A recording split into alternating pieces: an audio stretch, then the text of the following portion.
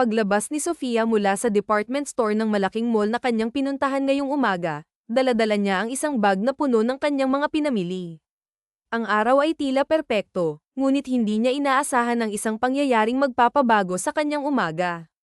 Ethan, anak, saan mo gustong pumunta? Tanong niya habang nakangiti. Subalit, bigla siyang natigilan nang mapansin niyang wala na sa tabi niya ang kanyang 5 taong gulang na anak.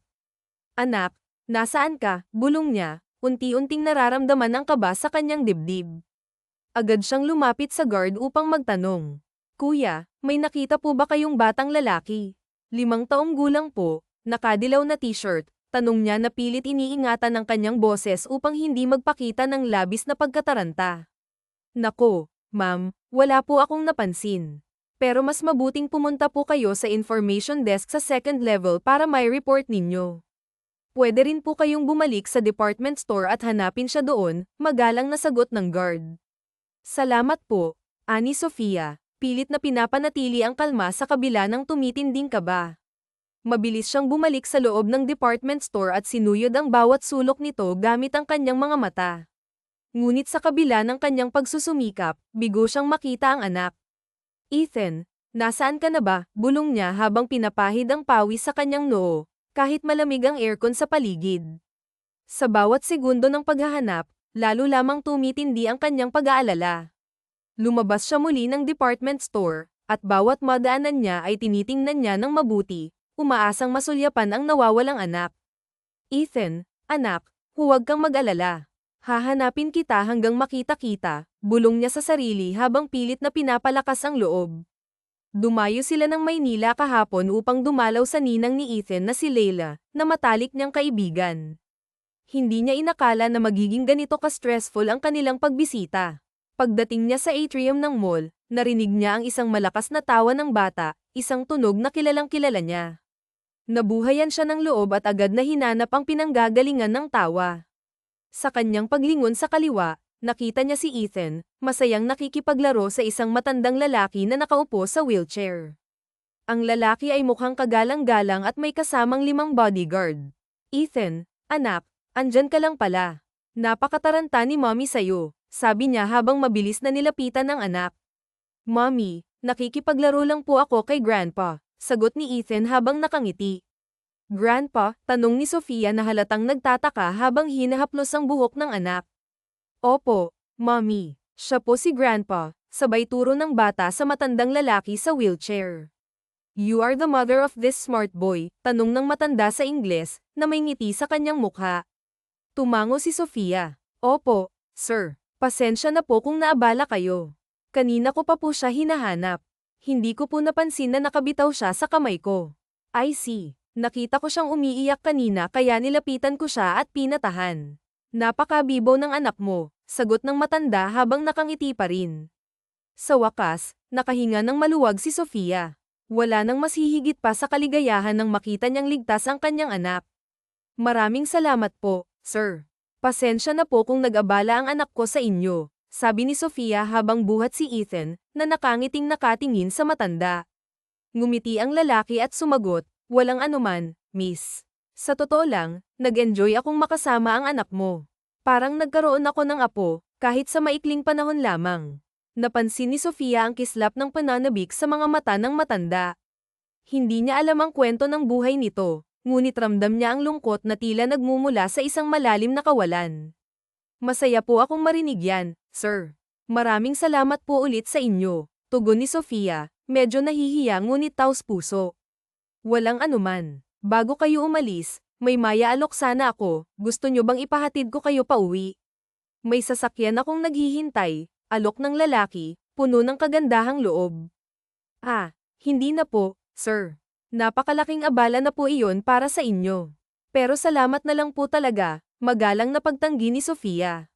Mommy, pauwi na po ba tayo? Tanong ni Ethan, na hawak ang kanyang kamay. Oo, anak. Gusto mo bang magpaalam kay Grandpa? Tanong ni Sofia, na ang tinutukoy ay ang matandang lalaki.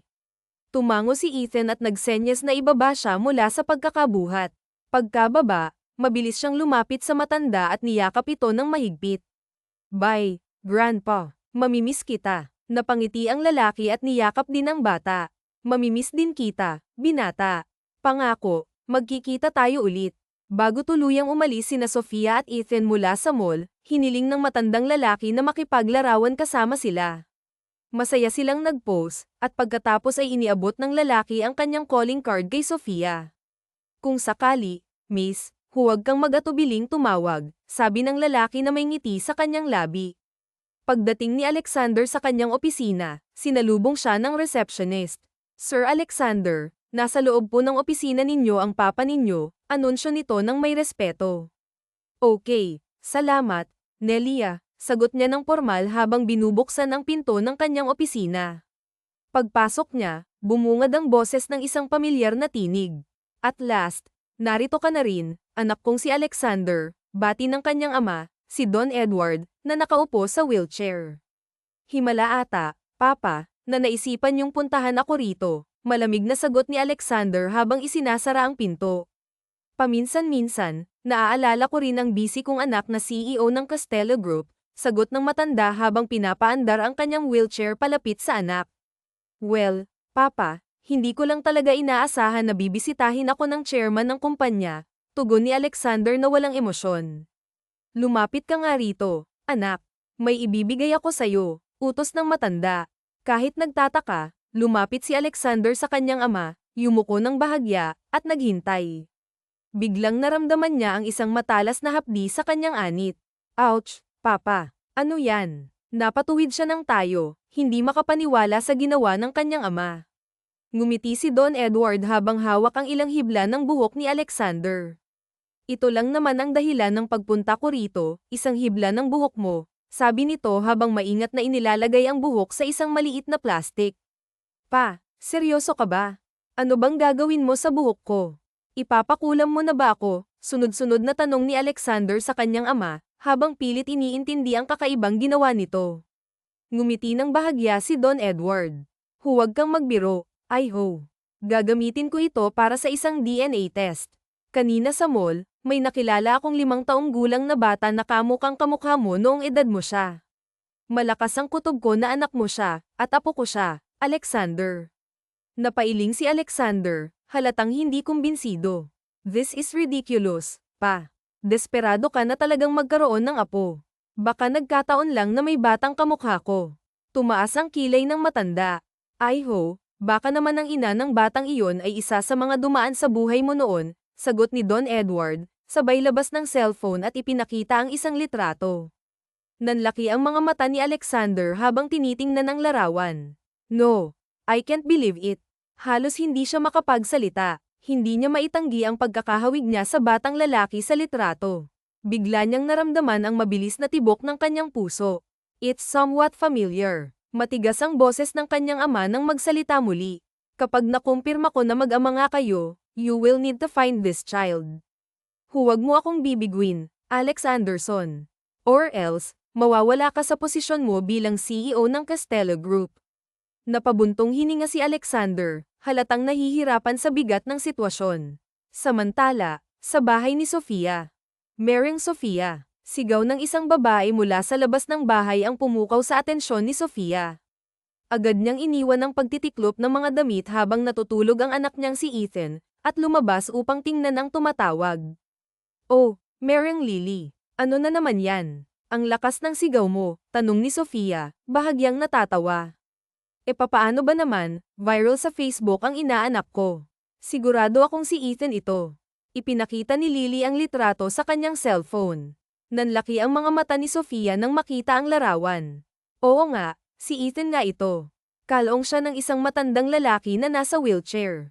Oh, ano? Tama ako, di ba? Tanong ni Lily, na halatang tuwang-tuwa. Saglit na napaisip si Sofia kung saan kinunan ang litrato. 3 days ago, lumuwas kami sa Maynila at namasyal sa mall. Doon siguro kinuha ang litrato, paliwanag niya. Gaga, alam mo ba kung sino yung matanda na may karga kay Ethan?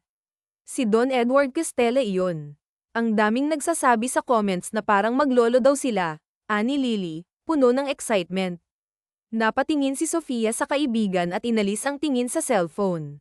Hindi ko alam na mayaman pala yung nakakita sa anak ko noong nawala siya sa mall. Ay nako, Mari, ikaw talaga. Pero alam mo, sa tagal ng pagkakaibigan natin, hindi mo pa rin nasabi sa akin kung sino ang ama ni Ethan. Baka naman may dugong mayaman ang inaanak ko, ha? Pagbibiro ni Lily. Umiling si Sofia, halatang hindi natutuwa sa usapan. Matagal nang patay ang ama ng anak ko. Kaya nga hindi natuloy ang kasal namin noon, dahil nawala siya. Ay, pasensya na, Marie. Hindi ko alam na ganun pala ang nangyari, sabi ni Lily habang tinatapik ang balikat ni Sofia. Castella. Paulit-ulit na bumabalik sa isip ni Sofia ang apelyidong iyon. May kung anong pilit na bumubukas sa kanyang alaala ng nakaraan. Mukhang muling bumabalik ang mga alaala ng nakaraan, mahinang bulong ni Sofia sa sarili habang pinagmamasdan ng anak niyang si Juancho na abalang-abala sa paglalaro ng kanyang remote-controlled na kotse. Ikaw, anak, ang dahilan ng lahat ng ginagawa ko. Lahat ay handa kong isakripisyo para mabigyan ka ng magandang kinabukasan, malambing niyang sabi habang nakatingin sa anak. Sa kasalukuyan, isa siyang online seller. Anumang maaaring may benta, ginagawa niya. Nagluluto rin siya ng mga made-to-order na ulam at kakanin upang madagdagan ang kita. Dati, may regular siyang trabaho sa bangko sa bayan, ngunit napilitan siyang magbitiw ng ipanganak si Juancho. Mabilis na lumipas ang maghapon. Dahil wala siyang natanggap na order, nagpasya siyang magpahinga. Sa gabing iyon, magkatabi silang mag-ina sa kama. Mommy, kwento mo ako bago ako matulog, lamang ni Juancho habang yakap ang kanyang paboritong laruan. Okay, baby. Once upon a time, ikinwento ni Sofia ang paboritong kwento ng anak tungkol kay Pinocchio. Ilang sandali pa, mahimbing nang natutulog ang bata. Ngunit si Sofia, hindi pa rin dalawin ng antok. Tumayo siya mula sa kama at naupo sa harap ng tokador. Sa hindi inaasahan, natabig niya ang isang kahon, at nahulog mula rito ang isang bracelet. Kaagad niya itong pinulot. Ang dami kong alaala na bumabalik dahil sa bracelet na ito, mahina niyang sabi habang pinagmamasdan ang alahas. Sa sandaling iyon, hindi na niya napigilan ang muling pagbalik ng mga alaala ng nakaraan. 6 na taon na ang nakalipas. Nako, Ate Isabela, nahihiya akong magstay dito. Umuwi na lang kaya ako, may halong kaba at pag-aalinlangan na sabi ni Sofia sa kanyang nakatatandang kapatid. Don't be. Promise, babalik din ako agad. Bigla lang akong pinatawag ng boss ko. Kapag dumating si Alexander at wala pa ako, please entertain him, ha? Sagot ni Isabela habang pinipigilan si Sofia sa pagtayo. Sana okay, ate, bilisan mo sagot ni Sofia, halatang walang magawa kundi pumayag. Yeah, just stay here. Ganap nang umalis si Isabela sa venue. Hindi mapigilan ni Sofia ang mailang sa party kung saan isinama siya ng kapatid. Birthday ito ng boyfriend ni Isabela, na ngayon lang niya nakita. Ginaganap ang selebrasyon sa isang marangyang hotel. Hindi siya sanay sa ganitong klase ng pagtitipon, at pakiramdam niya ay hindi siya komportable sa suot niyang gown. Sana naman bumalik agad si ate, bulong niya sa sarili habang inaliw ang sarili sa pag-inom ng wine. Solo lamang siya sa mesa kung saan iniwan siya ng kapatid. Nagsosolo ka lang ba dito? Napatingala si Sofia sa may-ari ng boses na iyon. Isang maganda't matangkad na babae ang kaharap niya. Parang modelo ang dating nito. Kasama ko yung kapatid ko, si Ate Isabela. Umalis lang siya saglit pero babalik din naman agad, medyo nahihiyang sagot ni Sofia. So you're the sister of Isabela Peralta? Ang magiliw na tanong nito. Tumango siya. Yeah, ako nga. Sofia naman ang name ko. Nice to meet you, Sofia. By the way, ako nga pala si Victoria. Friend ako ng ate mo. Wouldn't you mind if maki-join na lang ako dito sa table nyo? Sure, Victoria. Okay lang naman, pagpayag niya dahil nakadama siya ng kagaanan ng loob sa babae. Naupo nga si Victoria sa isa pang bakanteng silya sa table. Tinawag nito ang waiter para humingi ng wine at kupita. Kaagad namang may lumapit dito. You know what, Sofia? Pareho kayong maganda ni Isabela. No wonder na talagang magkapatid kayo, sabi ni Victoria habang nagsimulang uminom ng wine. Nag-toast pa silang dalawa gamit ang mga kapitang hawak sa kasabay na uminom. Nako, maganda ka rin naman, Victoria. Thank you for joining me ha. Kung hindi, kanina pa akong naiinip dito. Parang natagalan nang bumalik si ate, aniya habang nasapo ang sariling ulo. I know your sister, Sofia. Workaholic yun Iyon nga ang gusto kong magaya sa kanya. Kaso tamad talaga ako eh. Tumawa pa si Victoria. Kahit nung mga bata pa kami, masipag na talaga si ate. Nakadama na si Sofia ng pagkahilo. Parang naparami na ata siya ng naiinom. Are you alright, Sofia? Tanong ni Victoria nang mapansin ang itsura niya. Nagpilit siyang ngumiti. Tumango. Lasing na yata ako. Umiikot na ang tingin ko sa paligid. Nagising kinabukasan si Sofia na naroroon siya sa banyagang silid. Sa akmang pagbangon niya'y naramdaman niya ang pagsige ng mumunting kirot sa kaibuturan niya. Anong nangyari sa akin? Maang natanong ni Sofia sa sarili. Nanlaki ang mga mata niya nang mapansin niyang wala siyang saplot sa ilalim ng kumot na nakatabing sa katawan.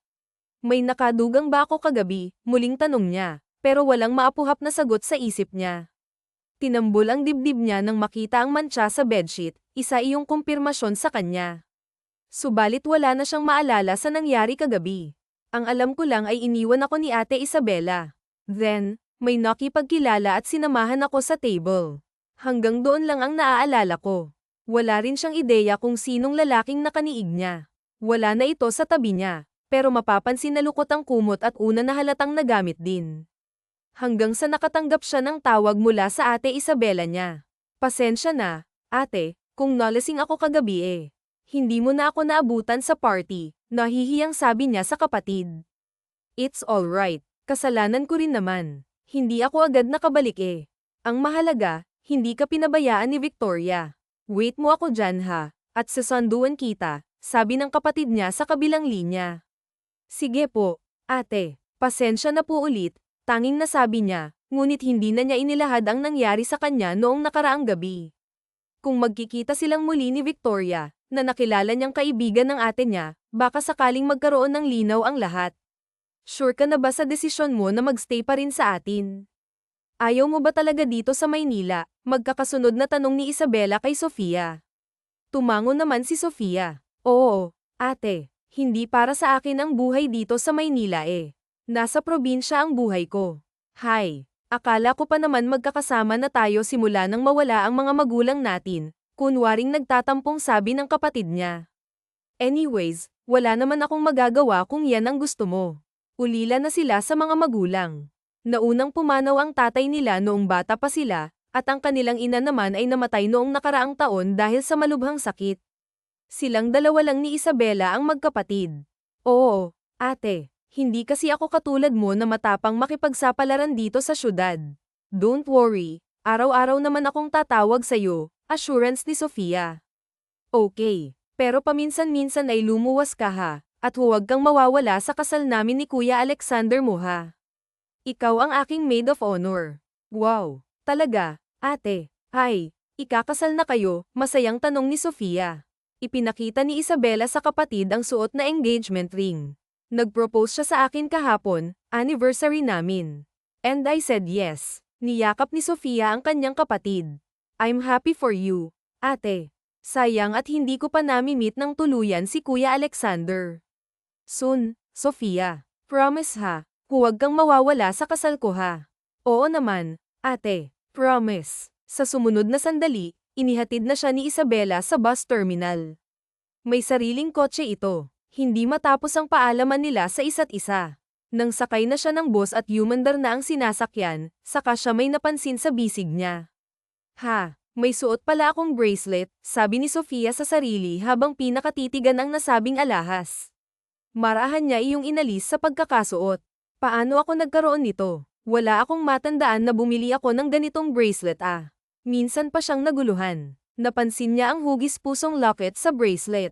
Marahan niya iyong binuklat. Larawan ni Ate Isabela at Kuya Alexander ang narito. Ah, kilala naman niya ang mukha ng fiancé ng ate niya. Natatandaan niya na hindi pa niya suot ang bracelet na iyon noong party. Hinanap niya ang mga recent pictures sa cellphone niya. Nanlaki ang mga mata niya sa pagkabigla nang mapansin niyang suot na niya ang bracelet sa isang picture, ang picture na kumain sila ni Ate Isabela niya sa isang restaurant matapos siyang sunduin nito sa hotel. May isang hinalang na buo sa isip niya. No, hindi maaari yun.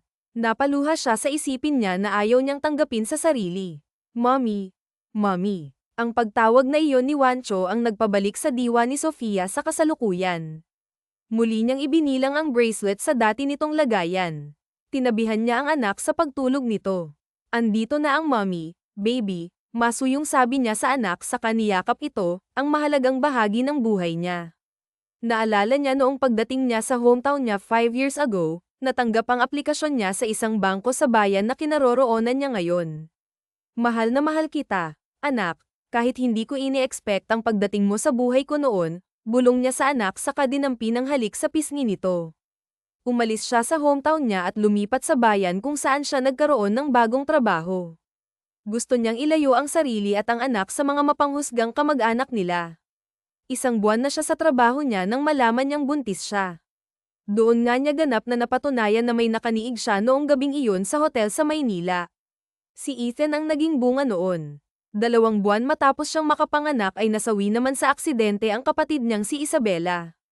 Nalaman niya ito sa isang balita na nabasa niya sa social media.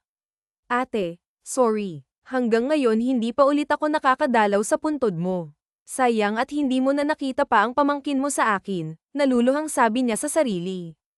Itinaas na ho ang tropical cyclone warning signal sa timog na bahagi ng Quezon, kasama ang San Arcaiso. Inaasahan na unti-unting mararanasan mamayang gabi ang hagupit ng super bagyo, ang ulat na narinig niya sa social media. Kinabahan si Sofia sa napapanood na ulat panahon. Talagang dadaan pala sa kanilang lugar ang malakas na bagyo. Check ko nga muna kung may sapat na stocks ako ng pagkain namin ni Ethan. Tumayo siya at iniwan ang anak sa kama na natutulog pa. Nagpunta siya sa kusina para i-check ang cabinet doon. Marami pa akong stocks. Sana naman ay lumihis ang bagyo dito sa amin. Maging safe sana kaming dalawang mag-ina, Yuzel ni Sofia sa panalangin. Here is the result of the DNA test, Iho. Ibinigay ni Don Edward kay Alexander ang isang envelope na naglalaman ng nasabing resulta. Have you seen the result, pa? Tanong niya sa ama na walang interes na makita ang laman ng hawak na envelope. Tumango si Don Edward. Yes, Iho. See it for yourself. Tinatamad na binuksan ni Alexander ang envelope saka inilabas ang papel na naruroon. Nanlaki ang mga mata niya at nagpalipat-lipat ang tingin niya sa papel at sa ama. 79% paternity. It means na. Yes, Iho. Science ngang nagsabi na anak mo nga ang batang iyon at apo ko siya. Apo ko ang batang nakita ko sa mall, diretsong sabi ni Don Edward.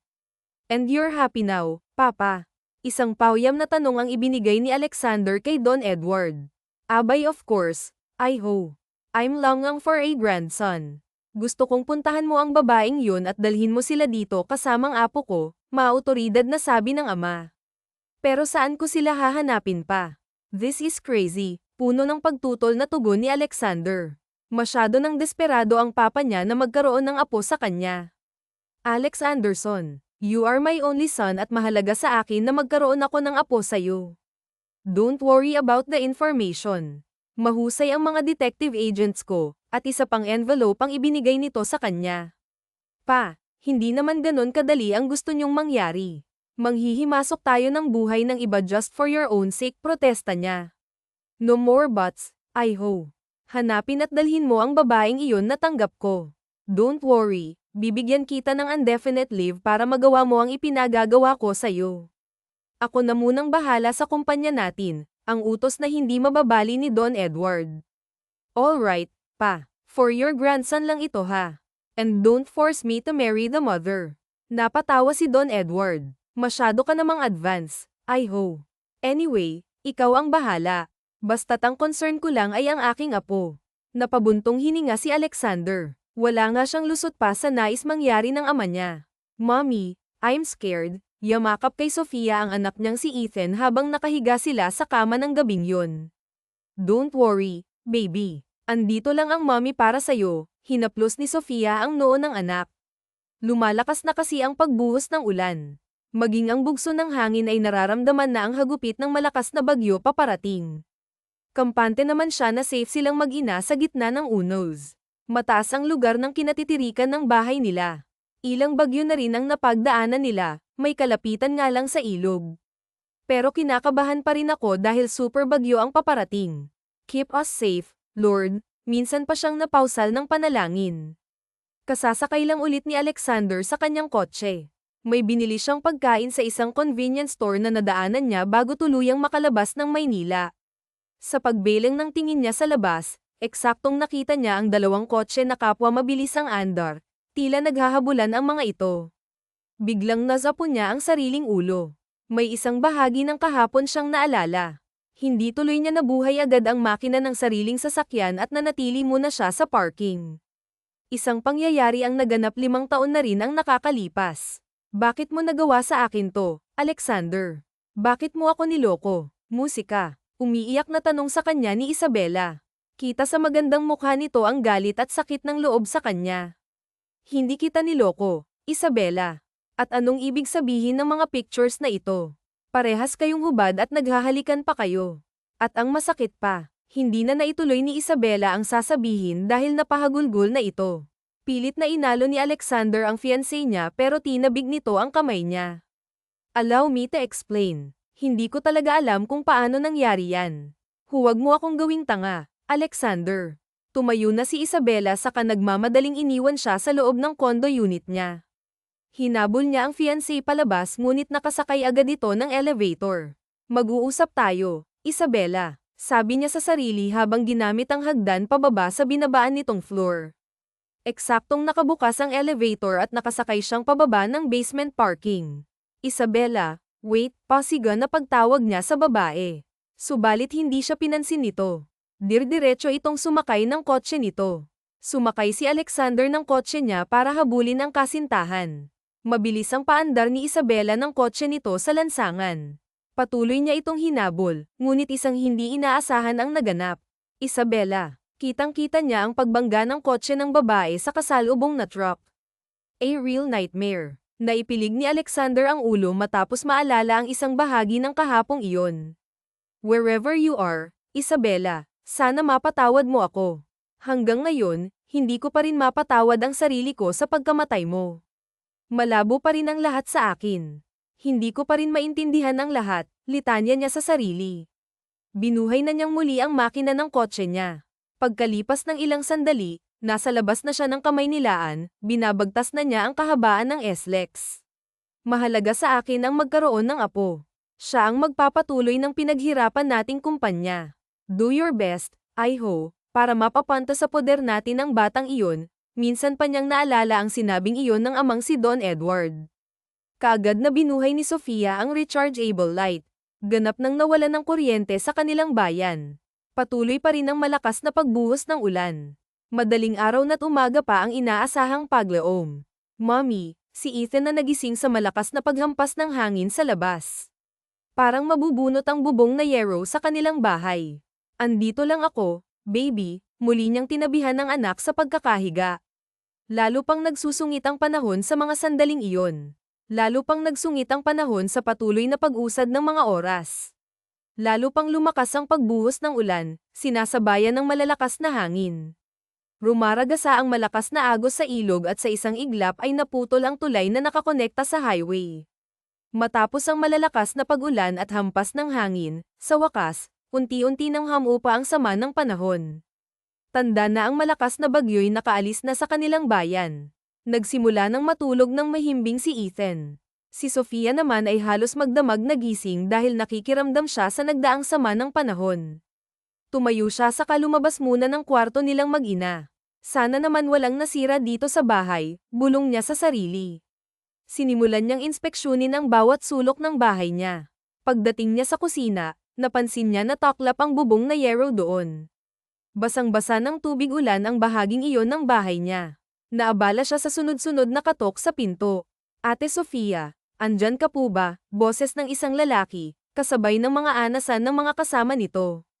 Lumapit siya sa pintuan para pagbuksan ang mga ito.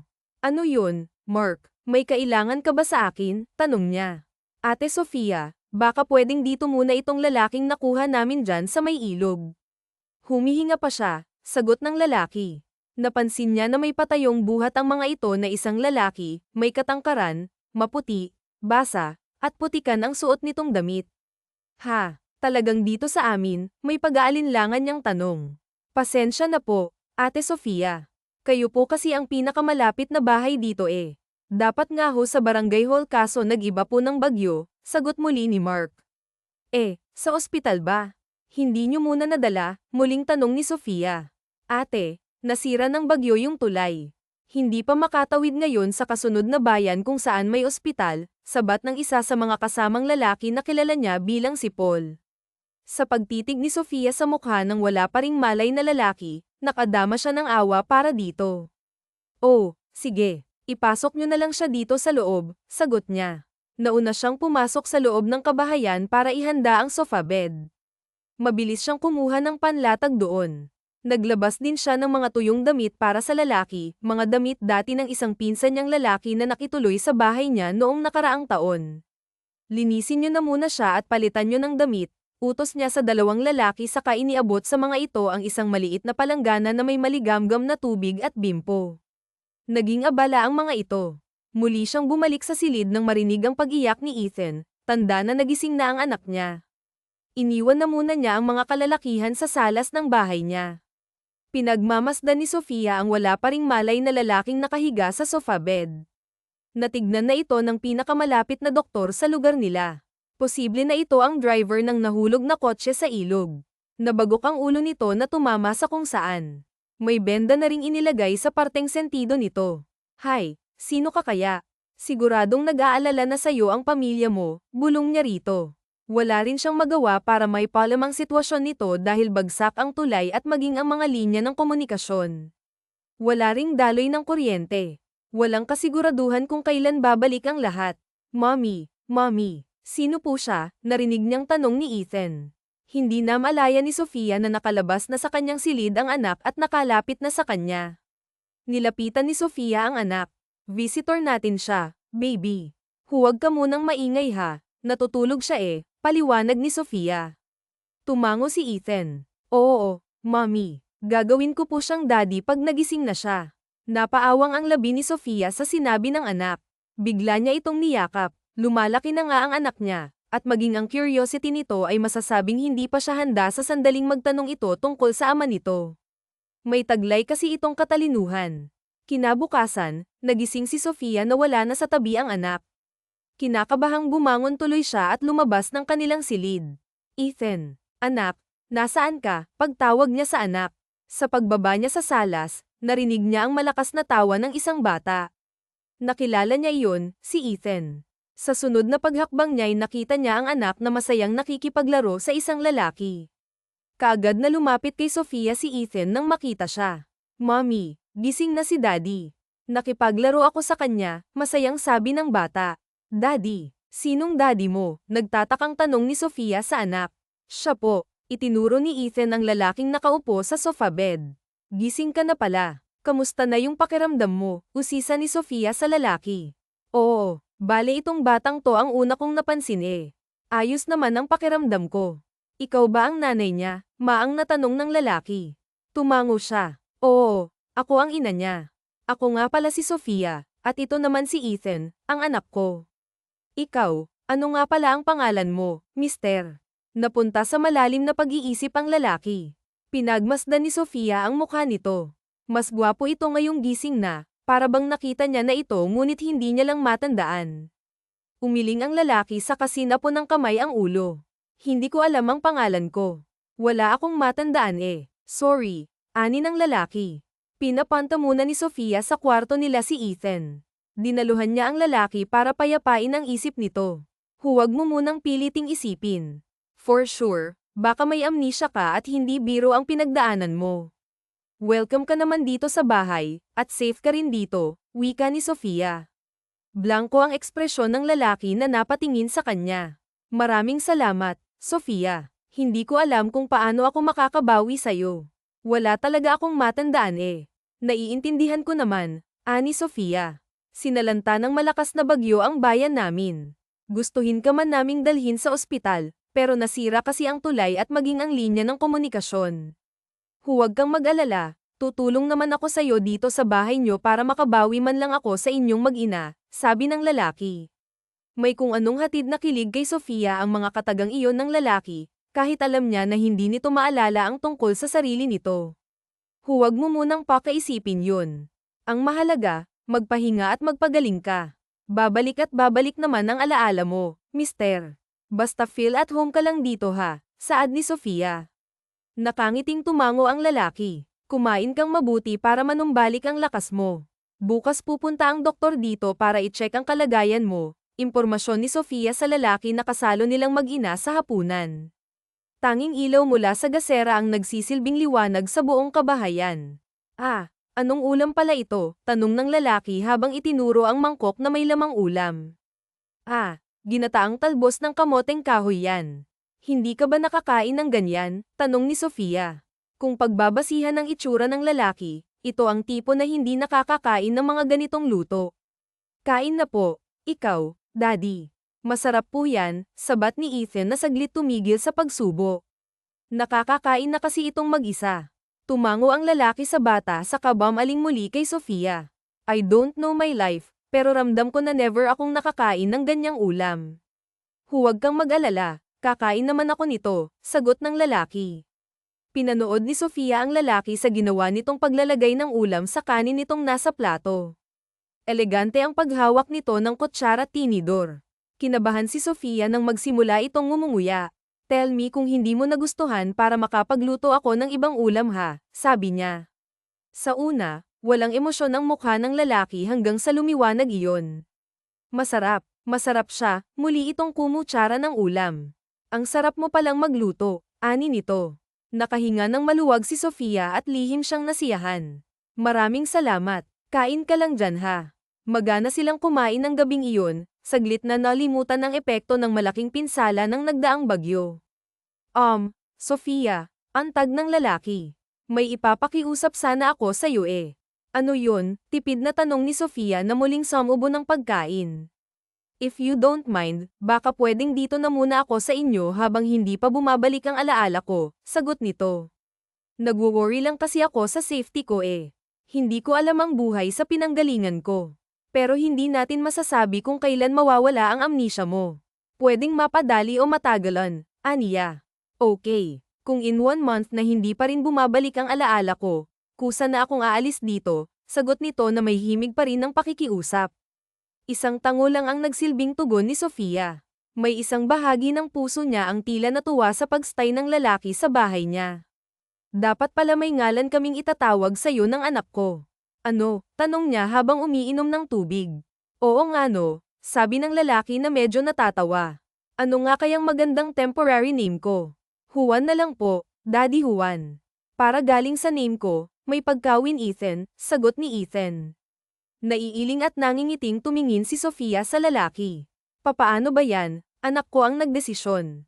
Pasensya na nga pala kung daddy, ang naging tingin niya sa'yo. Ah, okay lang naman sa akin. Akalain mo yun nagkaroon pa ako ng anak dito sa inyo, napangiti ang lalaki. Kapag Juan, sumeryoso ang mukha nito. Matanong ko lang kung okay lang. Asan nga pala yung ama ni Ethan? Pinakatitigan ni Sofia ang mukha ng lalaki. Anak ko sa pagkadalaga si Ethan, at wala akong alam kung nasaan ang ama niya. Ayoko na rin munang pakaisipin pa. I'm sorry. Anyway, ako na si Juan ngayon ha, ani ng lalaki na nagliwanag ang mukha. Kinabukasan, sumali si Sofia sa atag ng kanilang barangay. Ito ang sama-samang paglilinis ng magkakapitbahay sa kanilang mga lugar. Maraming natumbang puno sa paligid at may mga maputik pang bahagi dahil sa pag-apaw ng ilog. Para kang nagkaroon ng asawa pagkatapos ng bagyo Sofia, tudyo ni Lily sa kanya habang abala sila sa pagwawalis. Oo nga, Sofia, napadaan ako kaninang umaga sa inyo eh. Abay parang mag-ama sila ni Ethan, dagdag ng isa pa niyang kaibigang si Marites. Kung ako sa'yo, Sofia, asawahin mo na yan. Abay, gwapo ang lalaking yun Kagwapo, kinikilig na sabat ni Carmina. Saglit na tumigil sa pagwawalis si Sofia at hinarap ang 3 babae. Nako, kayo talaga, mga Maria. Hindi ko aabusuhin na may amnesia si Juan. Aalis din naman siya sa atin after 1 month. Malabo yan, Mare. Tamoy ang tulay dito sa atin parang wala pang balak ayusin, HMMP. Itinuro pa ni Mary TZ ang sirang tulay na natatanaw nila mula sa kanilang kinaroroonan. Nako, Mare. Malay mo naman, ma-inlove sa'yo habang andyan sa inyo, ani Lily. Oo nga, Sofia, malay mo ba, sabi naman ni Carmina. Nako, Mare, tigil-tigilan niyo nga ako't wala tayo sa teleserye ha. Natatawang sagot ni Sofia sa tatlo. Ang mabuti pa, maglinis na lang tayo. Ipinagpatuloy nila ang pagwawalis. Ang ibang kalalakihan sa kanilang barangay ay abala sa pagtatanggal ng mga natumbang puno, at naririnig pa sa paligid ang tunog ng power saw. Sa muling paghakbang ni Sofia, bigla siyang napasigaw. Naramdaman niya ang may kamay na mabilis na tumulak sa katawan niya. Naipikit niya ang mga mata habang ine-expect ang pagbagsak niya sa maputik na lupa, ngunit may mga kamay na sumapo sa ulo niya para maiwasan ang pagkabagok. Sa pagmulat niya, nanlaki ang mga mata niya sa mukhang tumambad sa kanya. Juan, pasensya na, Sofia. Muntikan ka na kasing mabagsakan ng malaking sanga ng puno, saad nito. Halos nakadagan ito sa kanya, parehas nilang naputikan ang mga suot na damit. Salamat sa pagliligtas mo sa akin, tugon niya, habang lumakas ang kabog ng dibdib niya. Nauna na itong tumayo at ay nalalayan siyang makatayo. Nakita niya ang mga nanunood na tingin sa kanilang dalawa ng tatlo niyang kaibigan. Bakit nga pala lumabas ka, Juan? Usisa ni Sofia sa lalaki. Nagugutom na kasi si Ethan. Hindi ko naman alam kung saan nakalagay ang food niya, sagot ni Juan. Ah, ganun ba? Ang mabuti pa, umuwi na tayo. Kusa niyang hinayla ang isang kamay nito, at napasunod ito sa paglalakad niya. Walang kamalay-malay si Sofia na hindi niya nabitawan ang kamay ni Juan. Magkahawak kamay silang naglalakad. Sana, pag nakabalik na ang alaala ko, ay maalala ko pa rin ang lugar na ito. Maging parte pa rin ng memories ko, sabi ni Juan. Ilang metro na lang ay palapit na sila sa kanilang bahay. For sure, ay maaalala mo pa rin, natigilan siya sa pagsasalita nang mapagtanto niya na hawak pa rin niya ang kamay ni Juan. Tila napaso siya at binitawan iyon. Ay, nako, sorry. Biglang huli ni Juan ang kamay ni Sofia sa kakinintalan iyon ng pinong halik. It's alright, Sofia. Malaki na ang utang na loob ko sa'yo. Ang mga labi na damaykit sa balat ni Sofia ay nag-iwan ng kakaibang init sa kanya. Damaloy ito sa bawat himaymay niya hanggang gawing erratic ang tibok ng puso niya. Kaagad niyang binawi ang kamay mula sa lalaki. Ang mabuti pa, pumasok na tayo sa loob, nilagpasan niya ito't naramdaman ang pagsunod nito sa kanya. Sumalubong sa kanilang dalawa si Ethan ng ngiting-ngiti. Ang sweet niyo po, Mommy, Daddy. Sana pakasal po kayo para maging abay ako. Pinanlakihan ng mata ni Sofia ang anak. Ethan, ikaw talaga. You're smart, young man, natatawang binuhat ni Juan ang bata. Pag pumayag ang mommy mo, baka pakasalan ko siya. Okay lang ba sa'yo na maging daddy mo? Tila ako'y nahihiyang nag-iwas ng tingin si Sofia sa lalaki. Juan, huwag kang magsabi ng kung ano-ano sa batang yan at baka umasa pa yan. Sige na't ipaghahanda ko kayo ng merienda. Lumakad si Sofia patungo sa kusina. Inilabas niya mula sa cabinet ang mga stock niyang cookies para sa anak. Inabala din niya ang sarili sa pagtitimpla ng gatas para sa anak at kape para sa kanila ni Juan.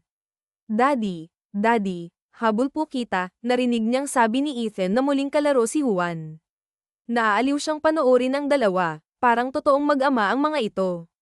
Napansin niya ang malaking resemblance ng dalawa sa isa't isa. Kinutuban tuloy siya. Huwag naman sanang totoo ang iniisip niya. Naipilig ni Sofia ang ulo, napapitlag siya ng may mga labing damaykit sa pisngi niya.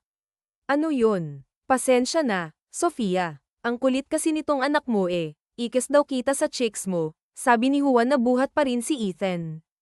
Tumalon ang puso niya, pero kaagad din niyang sinupil ang sariling damdamin.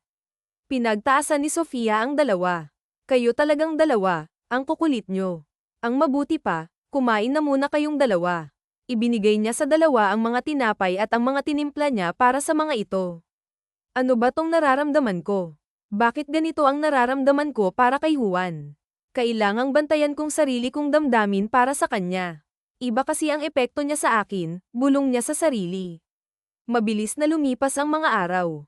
Nangangalahati na rin ang buwan ng pananatili ni Juan sa bahay ni Sofia. Sinisimulan na ring ayusin ang nasirang tulay sa bayan. Parang ang sama ng pakiramdam ko ngayon ah. Ang bigat eh, sabi ni Sofia sa sarili nang magising siya isang umaga. Masakit ang ulo niya at giniginaw siya kahit mainit ang panahon. Wala na sa tabi niya si Juan, at malamang ay kalaro na naman ito ni Ethan. Pumasok sa loob ng silid nilang mag-ina si Juan, karga nito ang anak. Sofia, nakatulog kasi si Ethan eh. Dinala ko na muna rito ha. Pasensya na. Okay lang. Ihiga mo na muna dyan sa duyan. Itinuro niya ang paboritong tulugan ng anak kapag nakakatulog ito sa umaga. Inihiga na nga doon ang tulog na si Ethan. Okay ka lang ba, Sofia? May pag-aalalang tanong ni Juan. Para kasing ang tamlay mo. Akmang magsasalita sana si Sofia, pero bigla siyang nanginig. Lalo siyang namaluktot sa ilalim ng kumot. Mabilis na lumapit si Juan kay Sofia, kaagad na sinalat ng kamay nito ang noo niya. Mainit ka. Teka, may thermometer ka ba? Nasa ibabaw ng cabinet, nang hihinang sabi niya. Tumayo ito saglit at muli siyang binalikan. Inilagay ang thermometer sa may kilikili niya, at nang alisin, ay nakumpirma na mataas ang lagnat niya. Itinuro din niya kay Juan kung saan nakalagay ang mga stocks niyang gamot, at pinainom siya nito. Kailangan ko nang bumangon, Juan. Marami pa akong gagawin ngayon eh, ani Sofia na ibinangon ang sariling katawan. Not this time, Sofia. Magpahinga ka na muna, pagpigil ni Juan na muli siyang inihiga sa kama. Ako na munang bahala dito sa bahay at kay Ethan. Take a rest muna ha. Pero, Juan. Iniharang ni Juan ang isang daliri nito sa labi niya. Huwag na kasing maging pasaway ha. Ako na munang bahala, kaya ko to. Wala na siyang nagawa kung hindi ang sumunod sa lalaki. Masama pa rin kasi talaga ang katawan niya. Ipinikit niya ang mga mata para muling matulog. Nagising si Sofia na tinatapik ni Juan. Kumain ka na muna. Pinagluto kita ng lugaw para makainom ka ulit ng gamot. Tinatamad, nagmulat siya ng mga mata sa kapaupong nahiga sa kama. Naroroon din si Ethan na hawak ang isang baso ng tubig. Kain na ikaw, Mommy, para lakas na po ulit ikaw, malambing na sabi ng anak niya. Say utos ni Juan sa kanya na kumutsara na ng mainit na lugaw. Nako, Juan, kaya ko na, pagtanggi niya. Hinahaplos kasi ang puso niya sa mga ginagawa nitong pagsisilbi sa kanya. Ngunit hindi nagpaawat si Juan. Inilayo nito kay Sofia ang kutsarang hawak nito. Hindi ka gagaling niyan kung pasaway ka. Say sige na, Mommy, sundin mo na po si Daddy, singit ni Ethan. Wala nang ang nagawa si Sofia kung hindi buksan ang mga labi. Sinubuan siya ni Juan ng lugaw. Ang sarap Ikaw ba talagang nagluto nito? Usisa niya nang matapos na siyang pakainin ng lalaki. Napakamot sa ulo si Juan. Ang totoo niyan, Sofia, nagpatulong ako sa kaibigan mong si Lily. Binigyan niya ako ng instructions, pero ako pa rin naman ang nagluto. Inabutan siya ni Ethan ng tubig. Uminom na rin siya ng gamot.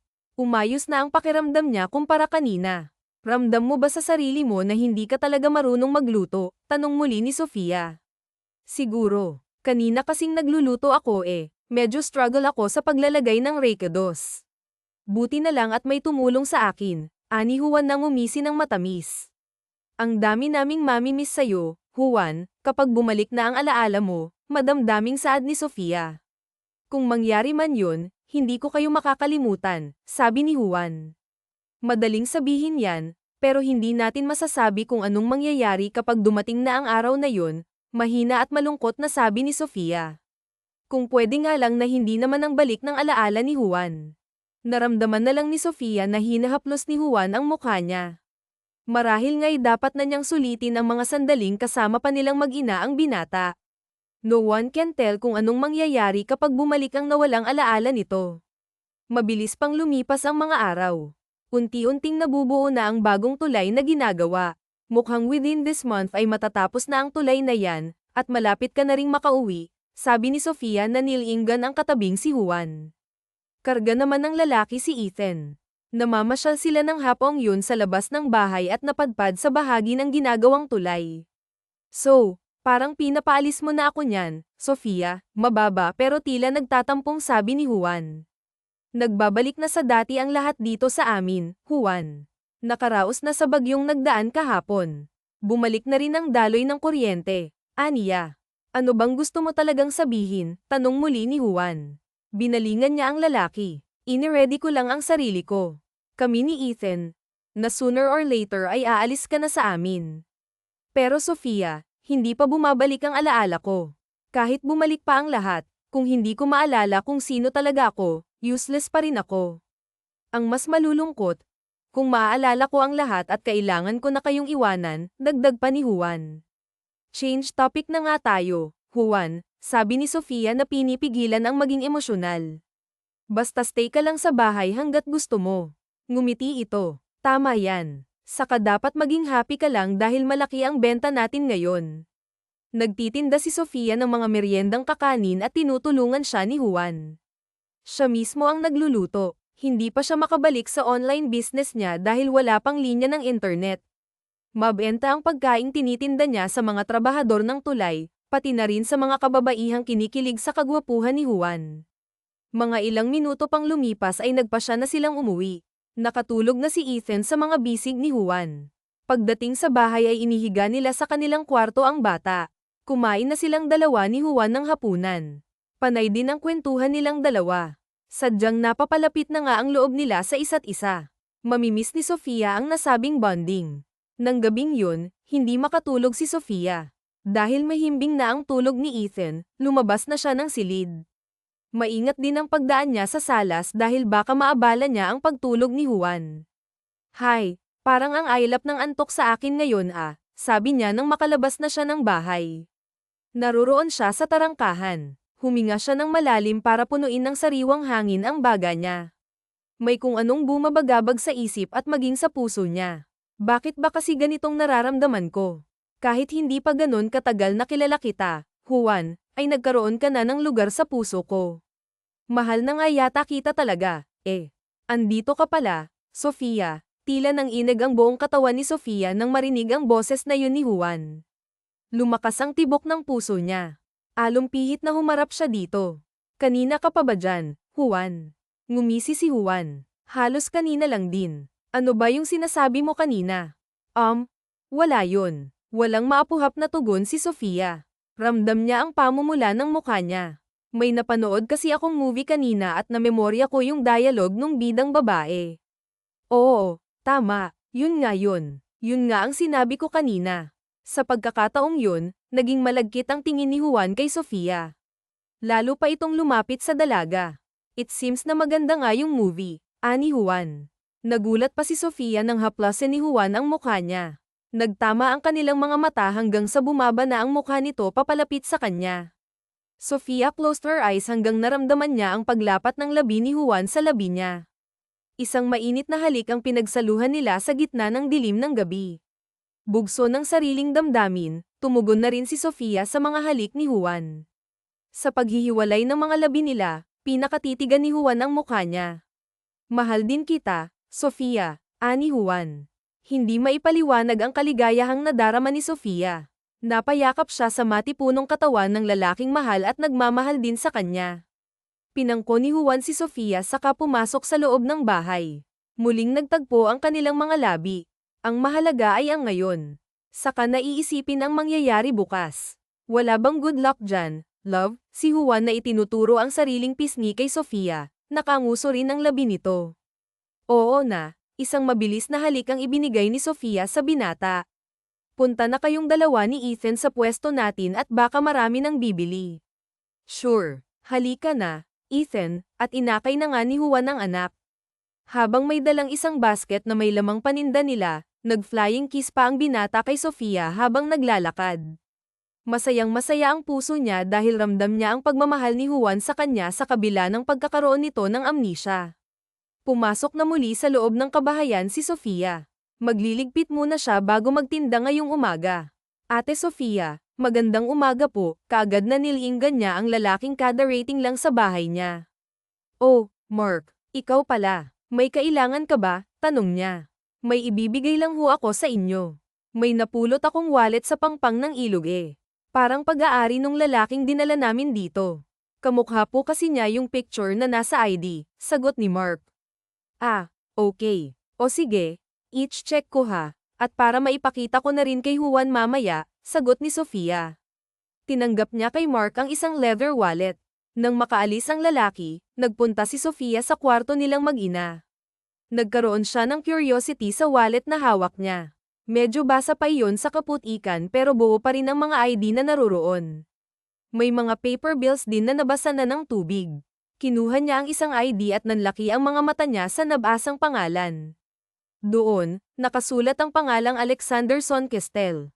Kayan nga ito dahil siyang narito sa picture. Nilabanan niya ang panginginig ng katawan niya. Naalala niya ang bracelet. Kinuha niya iyon sa takador saka binuklat ang locket. Magkahawig ang picture ng lalaking naroroon at sa hawak niyang ID. Tila may bombang sumabog sa harapan niya.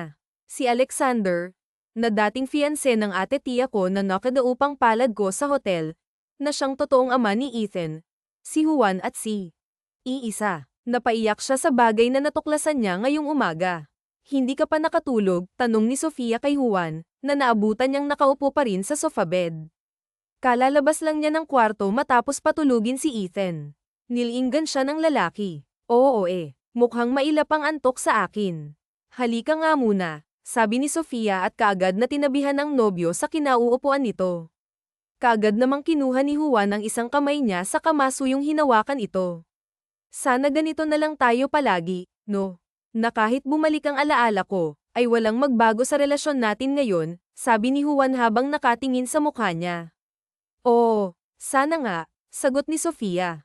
Hindi niya mapigilan ang makadama ng lungkot na may kasamang takot. Kung pwede nga lang na wala ng katapusan to, nasanay na akong nararamdaman to. Pinakatitigan nito ang mukha niya. Siguro kapag bumalik ang alaala ko, shock lang sa una. Pero later on, mas maaalala ko ang pinagsamahan natin, and even our love. Sana nga ganun lang ang mangyari, Juan, sagot ni Sofia, ngunit bigla siyang napaluha. Nagdudumilat sa kanya ang isang katotohanan, ito si Alex Anderson Castella, ang lalaking nakaniig niya sa hotel 5 taon na ang nakalilipas, at ang unknown father ni Ethan. Isang malaking misteryo ito kung bakit siya napadpad dito sa kanilang bayan sa kabila ng malakas na bagyo. Masyado ka atang nagiging madrama, my love. May bumabagabag ba sa'yo, ha? Tanong ni Juan. Alam mo, iniisip ko kung bakit ka napadpad dito sa malayong bayan namin. Kung ano talagang purpose mo, magkakasunod na tanong ni Sofia na hindi niya mapigil ang maisatinig. Sofia, kahit ako, tanong ko rin yan sa sarili ko. Pero ang pinakamagandang nangyari dyan ay nakilala kita, kayo ni Ethan. Pakiramdam ko ay nakumpleto ang buhay ko dahil sa inyo, sagot ni Juan. Magsasalita sana si Sofia pero biglang tumigil si Juan at hinayla ang isang kamay niya. Ang mabuti pa, sumayaw tayo. Juan, seryoso ka ba? Wala nga tayong tugtog, saad ni Sofia. Ngumiti ito. Kanina kasi, may napakinggan akong song sa isang speaker ng kapitbahay natin. Parang alam ko yung lyrics, maybe favorite song ko nung wala pa akong amnesia. At nagpatianod na lang si Sofia sa gusto ni Juan. Humawak ito sa bewang niya habang ang mga kamay niya ay nakapatong sa malapad nitong balikat. Sumasayaw sila bilang couple habang kumakanta si Juan ng isang love song. Mahimbing na natutulog si Juan nang mapunta siya sa isang panaginip. Isang eksena na may babaeng galit na galit sa kanya. Bakit mo nagawa sa akin to, Alexander? Bakit mo ako niloko? Umiiyak na tanong sa kanya ni Isabela. Kita sa magandang mukha nito ang galit at sama ng loob. Hindi kita niloko, Isabela, sagot ni Alexander. At anong ibig sabihin ng mga pictures na ito? Parehas kayong hubad at naghahalikan pa kayo. At ang masakit pa, hindi na naituloy pa ng babae ang sasabihin dahil napahagulgol na ito. Pilit niyang inaalo ang babae pero tinabig nito ang kamay niya. Allow me to explain. Hindi ko talaga alam kung papaano nangyari yan. Huwag mo akong gawing tanga, Alexander. Tumayo na ang babae saka nagmamadaling iniwan siya sa loob ng condo unit niya. Mabilis ang paandar ni Isabela ng kotse nito sa lansangan. Patuloy niyang hinahabol ito, ngunit isang hindi inaasahan ang naganap. Kitang-kita niya ang pagbangga ng kotse ng babae sa kasalubong na truck. Isabela, sigaw niya. Biglang nagmulat ng mata at napabangon si Juan dahil sa masamang panaginip na iyon. Sa kanya natanto na nasa isang lugar siya na hindi pamilyar. Juan, okay ka lang ba? Tanong ng isang babae na mabilis na lumapit sa kanya. Sino ka? Nasaan ako? Tanong niya. Tila may pulang bumabalik sa kanya ang lahat ng nangyari sa buhay niya. Saka, hindi ako si Juan. Ako si Alexander. I'm Alexander Son Castella, dagdag niya, bumalatay sa mukha nito ang matinding pagkagulat. Bumalik na ang alaala mo. Ako si Sofia. Nandito ka sa bahay ko sa San Narciso. Dito ka dinala ng mga lalaking nakapulot sa iyo sa ilog matapos ang bagyo. Nagkaroon ka ng amnesia, paliwanag ni Sofia. Nagkaroon ng linaw kay Alexander ang lahat, pero may bigla siyang naalala. Ikaw pala si Sofia, ang kapatid ng dati kong nobiyang si Isabela, sabi niya. Kinakabahang tumango si Sofia. Oo, ako nga, Alexander, hindi ko agad nalaman noon na ikaw ang dating boyfriend ng kapatid ko, sagot niya. Nagtangis ang bagang ni Alexander. Sinadya mo talagang itago ang identity ko nung may amnesia ako. Ikaw ang sumire sa relasyon namin ng kapatid mo. Pinlano mong pumunta sa suite ko sa hotel para may mangyari sa atin, galit na sabi ni Alexander. Nanlumo si Sofia, pilit na nagpipigil na mapaiyak matapos marinig ang dahilan ng pagkamatay ng kapatid niya. Alexander, hindi ko plinano yun. Biktima rin ako, at hanggang ngayon, hindi ko alam kung paano nangyari yun, sagot niya. Umiling si Alexander. I don't believe you, Sofia. Anyway, hindi naman ikaw talaga ang sadya ko kaya ako nagpunta sa malayong bayan na ito. Ang anak mo lang ang dahilan, saad niya. Natigilan si Sofia sa narinig. Si Ethan. Anong binabalak mo sa anak ko? Anak ko rin, Sofia, nakangising sabi ni Alexander. Remember that old man na kumalinga kay Ethan sa mall? Kinuha na niya ng strand of hair ang bata, at maging ako, for DNA testing. Kumpirmadong mag-ama nga kami, at hindi ako papayag na kunin mo sa akin ang anak ko. Ipaglalaban ko ang karapatan ko sa kanya bilang ama niya, matapang na sabi ni Alexander. Calm down, Sofia. Pasalamat ka't nagkaroon ako ng amnesia at na-delay ang plano ko. Kukunin ko ang anak ko sa legal way. Ang mahalaga sa akin ngayon ay makabalik na ng Maynila para maayos ko ang dapat kong ayusin doon, dagdag niya. I will help you na makabalik sa pinanggalingan mo, Alexander, pero hindi mo ako masisindak sa plano mo na kunin sa akin si Ethan, pagbabanta ni Sofia. You deserve it sa malaking kasalanan ang ginawa mo sa akin at sa kapatid ko, sambat niya. Sa pagkakataong yun, napaluhan na si Sofia hanggang sa napaiyak siya. Dumating na ang araw na kinatatakutan niyang mangyari, nagbalik na ang alaala ni Juan, na sa totoong buhay ay si Alexander. Nalimot na nito ang minsang pagmamahalan na pinagsaluhan nila. Mommy, babalik pa po ba si Daddy? Tanong ni Ethan kay Sofia habang pinagmamasdan sa himpapawid ang chopper na sinakyan ni Alexander. Oo, anak, pero hindi natin masasabi kung kailan, sagot ni Sofia habang hinaplos ang buhok ng bata. Nakadama siya ng lungkot at takot sa pag-alis ni Juan sa kanilang bahay. Dahil may signal na ng phone, nakatawag ito sa Maynila para magpasundo. Nagbago ang pakikitungo nito bilang si Alexander sa kanya, at si Ethan lang ang kinakausap sa pag-alis nito. Okay po, Mommy. Sana balik pa rin siya, ani Ethan na lalo pang yamakap sa kanya. Bumalik na silang mag-ina sa kanilang bahay. Pagdating sa loob, hinayaan muna niya ang anak na maglaro, samantalang si Sofia ay napadungaw na lang sa bintana. Grabe ka, Juan. Sa mixing panahon na naglagi ka sa amin, ang laki ng epekto mo sa aming mag-ina, lalo na sa akin.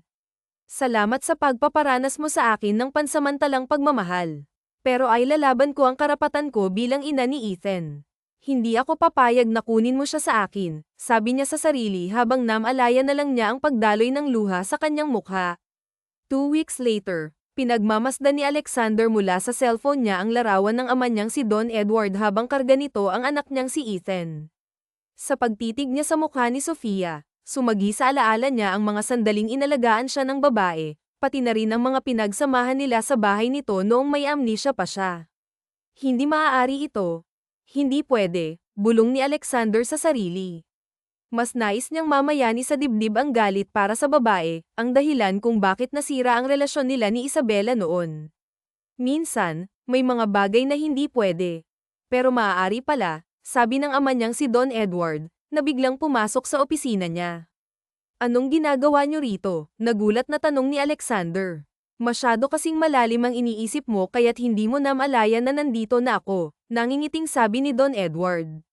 May sadya lang naman ako sa'yo, Alexanderson. Ipinatong ni Alexander ang phone sa ibabaw ng mesa. Ano yun, pa? Baka naman may ipagagawa ka na naman sa akin just for your own grandson's sake, sagot niya. Pinagulong ni Don Edward ang sinasakyang wheelchair malapit sa mesa ni Alexander. Makapaghihintay naman yan, I hope.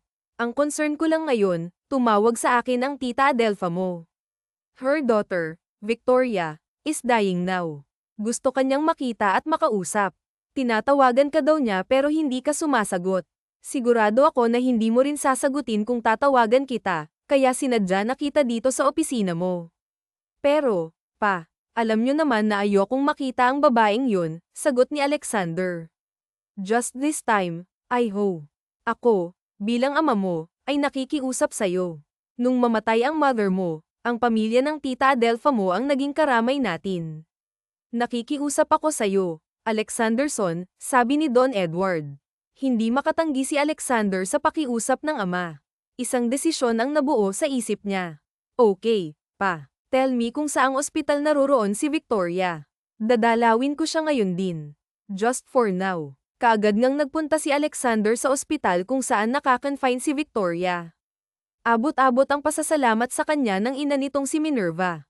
Pagpasok niya sa kwarto, nakita niya si Victoria na may nakakabit na mga aparato sa katawan. Pinakupsan na ganda noon. Hinawakan ni Alexander ang isang kamay ng babae. Victoria, si Alexander to.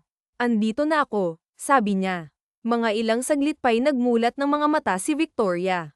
Ngumiti ito sa kabila ng bakas ng paghihirap sa mukha dulot ng karamdaman.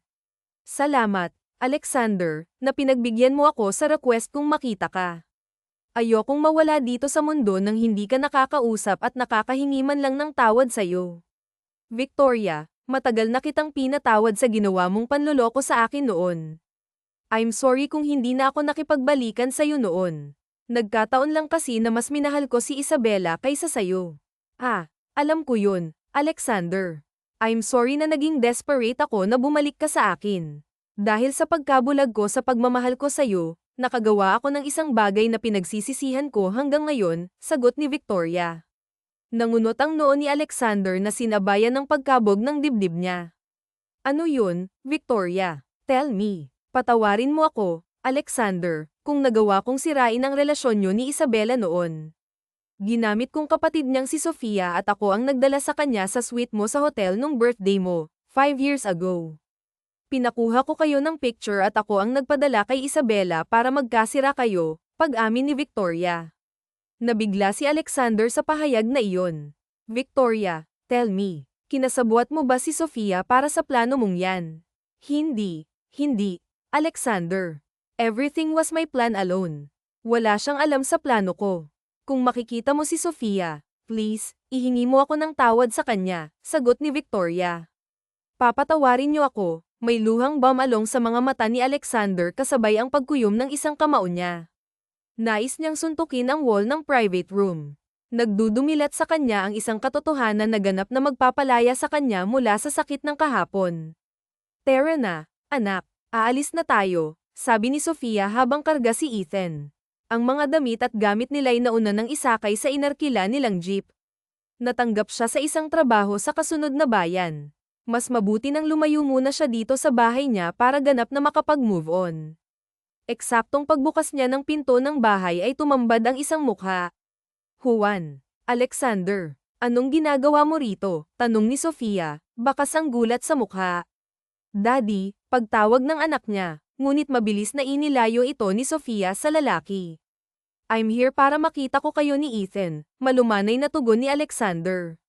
Alexander, kung kukunin mo siya sa akin ngayon, magkakamatayan muna tayo. Oo. Totoong anak mo si Ethan, pero wala kang karapatan na kunin mo siya sa akin, matapang na sabi ni Sofia. Sofia, kung kukunin ko si Ethan, ay kasama ka rin, sagot ni Alexander. Magpakasal tayo at buuin natin ang pamilya natin. Sofia was shocked. Kung pakakasalan mo ako dahil lang kay Ethan, hindi ako papayag. Saka, galit ka sa akin, hindi ba? Dahil sinisisi mo ako sa pagkawala ni Ate Isabela. Alam ko na ang totoo, Sofia, ipinagtapat ni Alexander. At isa pang katotohanan, kahit bumalik na ang alaala ko, hindi nawala ang pagmamahal ko sa'yo. Noong si Ethan pa ako, mahal kita, Sofia. Mahal na mahal. Sana hindi to isang panaginip lang. Ayaw kong iwanan ng taong mahal na mahal ko. Mahal din kita, kayong dalawa ng anak nating si Ethan. Lumapit si Alexander sa kanila at puno ng pagmamahal na niyakap ang kanyang mag-ina. Wala nang iwanan to. Sasama kayo sa akin sa Maynila. Naghihintay sa inyo si Papa.